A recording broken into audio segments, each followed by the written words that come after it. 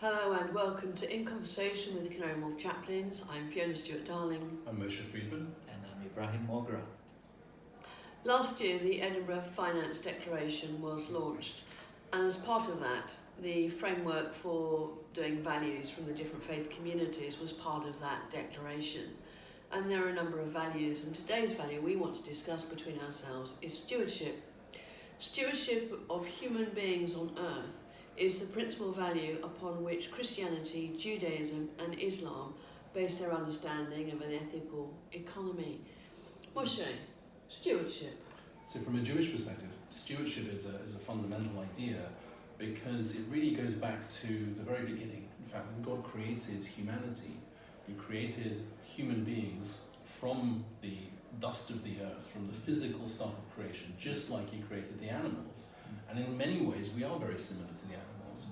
But He also created mankind in His image, which meant He gave us a kind of spiritual element to us, a soul, so to speak, which allows us to rise above the kind of self-centered animalistic behavior that we see obviously in the animal kingdom, but we can also see in humanity, unfortunately, as well. So we can be better than that. We can rise above the animals and be better people. That comes with a lot of responsibility and taking responsibility for our actions.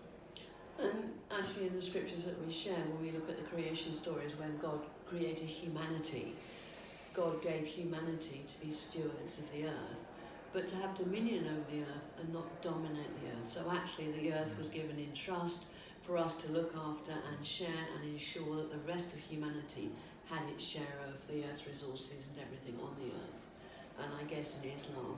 Yeah, it's great to hear the two of you share your scripture. It's very, very similar. We have an additional dimension that the Quran mentions, which is the intellect, the knowledge base, which God gave to humanity to establish our superiority above the angels. And with that responsibility comes this idea of not just utilizing God's gifts in a proper way, in a way that will conserve it for future generations, but to share what we have with those who have very little.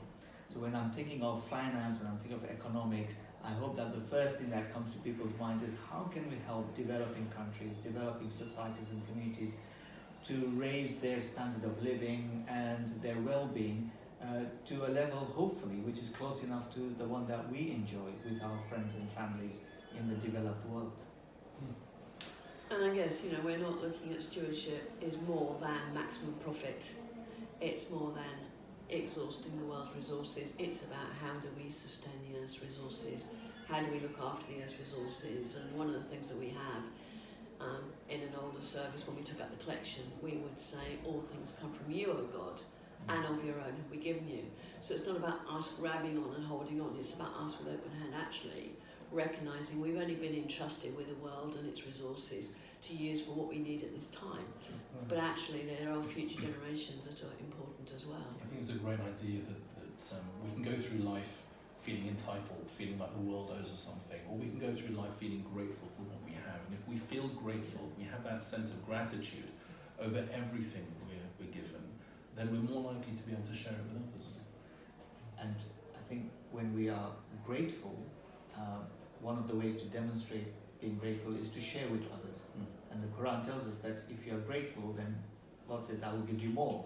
So in many ways, it's in our own interest that we are a sharing community in the hope that we will be blessed with more. Thank you so much for dropping in on In Conversation with the Canary Wharf chaplains. Until next time. Bye.